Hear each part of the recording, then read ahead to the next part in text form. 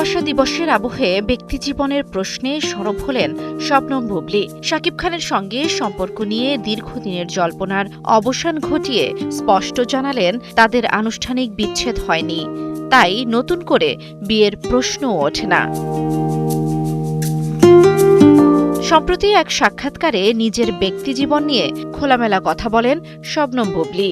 নিজের বৈবাহিক অবস্থান ব্যাখ্যা করতে গিয়ে তিনি বলেন, একজন মানুষ হয় বিবাহিত নয়তো ডিভোর্সড, সেপারেটেড কিংবা বিধবা। এখানে অতীত বলে আলাদা কোনো অপশন নেই। তার এই মন্তব্যে স্পষ্ট হয় যে আইনি বিচ্ছেদ ছাড়া সম্পর্ককে শেষ বলে মানতে রাজি নন তিনি। শাকিব খানের সঙ্গে বর্তমান সম্পর্ক নিয়ে বুবলী বলেন, ভুল বোঝাবুঝি বা অভিমান হতে পারে, আবার তা ঠিকও হয়ে যায়।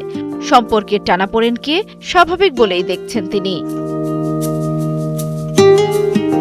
এখানে বুবলী শুধু সংসারের বর্তমান অবস্থা নয়, নিজের প্রথম প্রেম এবং মিডিয়া পাড়ার নানা গুঞ্জন নিয়েও কথা বলেন। ব্যক্তিজীবন নিয়ে দীর্ঘদিনের জল্পনার মাঝে এই খোলামেলা বক্তব্য নতুন করে আলোচনায় এনেছে তাকে।